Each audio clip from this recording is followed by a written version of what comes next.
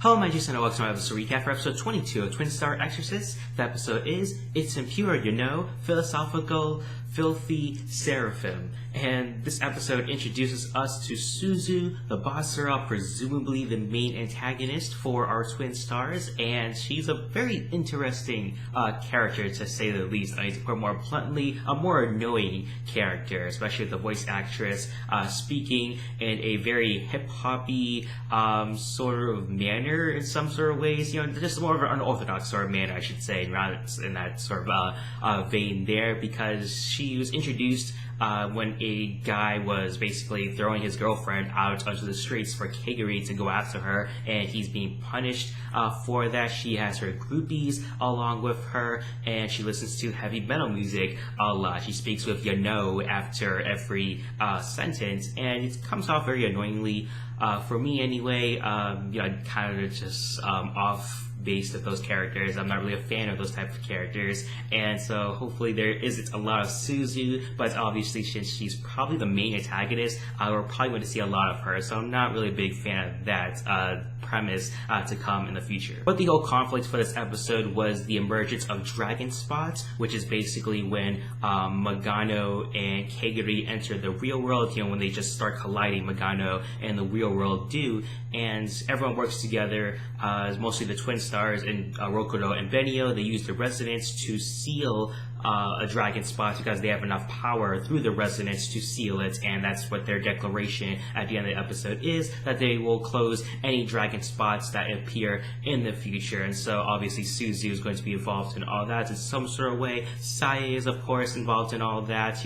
What Sousei mentioned was that Sae had an interesting scent towards her. What that means exactly, I'm not really sure. Even Sagan has his theories on Sae's involvement in Magano when they found her.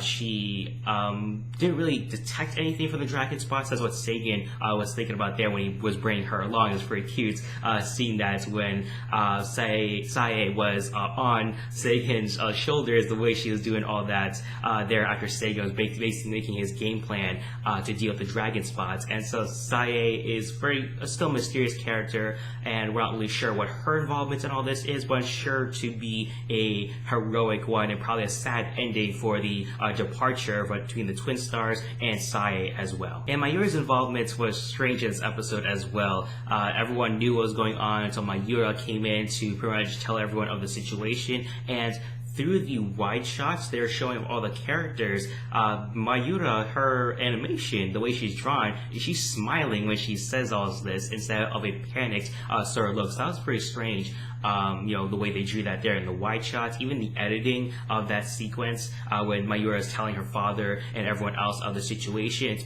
badly edited. It's just the framing of all of it was terribly edited. In the filmmaking world, there's a 180-degree world.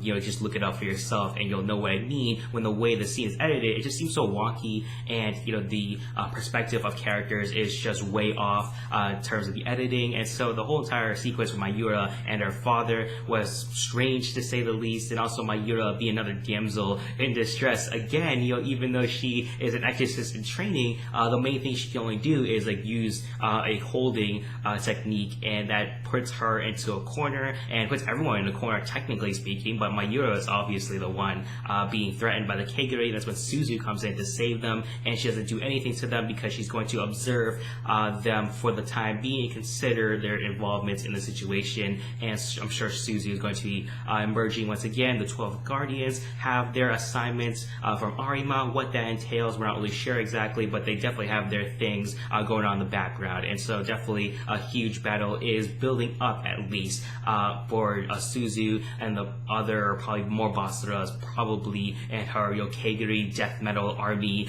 per se. And so definitely lots of things that are building up for the climax. And so for giving this episode a 1.5 out of 5, I was not really a big fan of this episode, mostly with just Mayura's involvement, the way scenes were edited and the way they were framed framed, and also the animations of characters were very inconsistent with the tone that was going on in the situation, and that was really just my complaints about the episode. Sousei and the way her voice actress plays the character, and it definitely fits with the character. Just a very strange character that doesn't really need a alter crazy personality. You don't really need this. Obviously you're trying to do something different with a villain, but still it just comes off as annoying to me, to say the least. Hopefully the lack of Sousei coming up will help benefit the future for her as an antagonist, and so hopefully do something about that there, try to make her less annoying. So what are your thoughts on this episode? Great thoughts in the comment section down below. Also remember to rate this video, share this video as well, and also subscribe and channel if you haven't already.